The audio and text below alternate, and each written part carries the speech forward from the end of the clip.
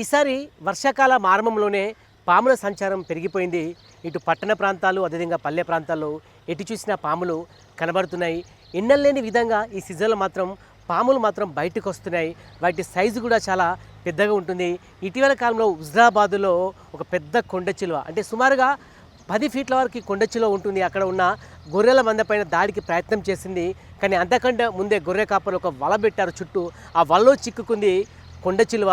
వెంటనే snake catcher వచ్చి ఆ పామునైతే పట్టుకోవడం జరిగింది. దాన్ని అటవీ ప్రాంతాలకు వదిలిపెట్టారు. ఇక భీమేశ్వర ఆలయం సమీపంలో ఈ నెల రోజుల్లో 6 పాములు అయితే సంచరించాయి. అందులో ఒకటి తెల్ల త్రాచు పాము. అంటే సహజంగా ఇది దట్టమైన అటవీ ప్రాంతంలో ఉంటుంది, అసలు జనవాసాలకు రాదు. మరి ఏ విధంగా వచ్చిందో కానీ ఆ భీమేశ్వర ఆలయ సమీపంలో సంచరించింది. అక్కడ ఉన్న సిబ్బంది కూడా స్నేక్ క్యాచర్కు సమాచారం ఇచ్చారు.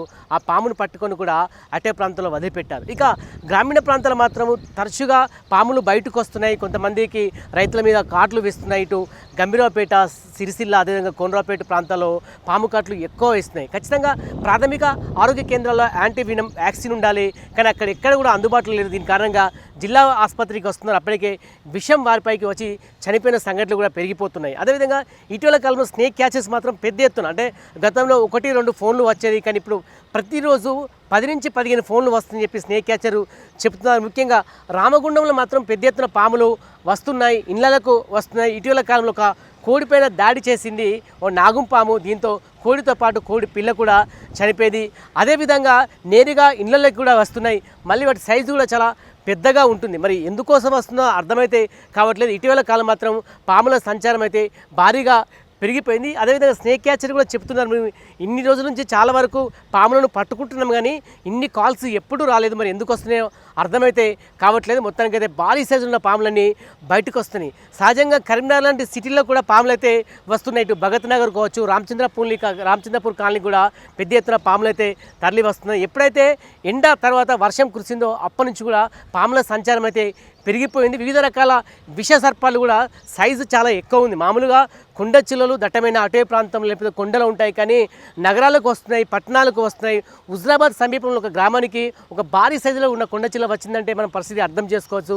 అదేవిధంగా హుజరాబాద్ టౌన్లో కూడా పెద్ద కొండ చిలువ వచ్చింది. అంటే ఇటు రాయకల్, జగిత్యాల దాదాపు ఇటు గ్రామీణ ప్రాంతాల్లో ఏ విధంగా అయితే పాములు సంచరిస్తున్నాయో పట్టణ ప్రాంతాల్లో అదేవిధంగా పాములు అయితే వస్తున్నాయి. దీంతో చాలామంది భయపడుతున్నారు. పాములు రాకుండా కూడా కొన్ని చర్యలు అయితే తీసుకున్నారు. ముఖ్యంగా రైతులు మాత్రం పొలం పనులకు వెళ్ళాలంటే భయపడుతున్నారు. చాలా జాగ్రత్తలు అయితే తీసుకుంటున్నారు. ఎందుకంటే బురదల నుంచి పాములు వస్తున్నాయి, గట్టుపైన పాములు వస్తున్నాయి.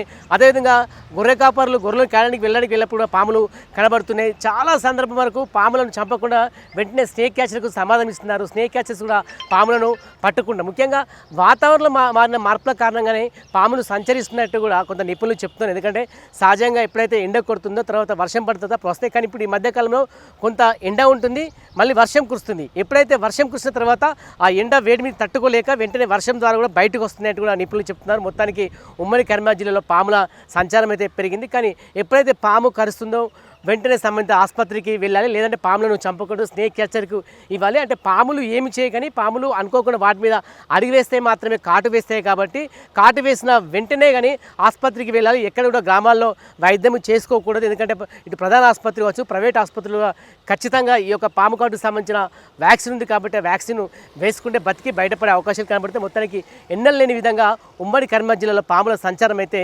పెరిగిపోయింది.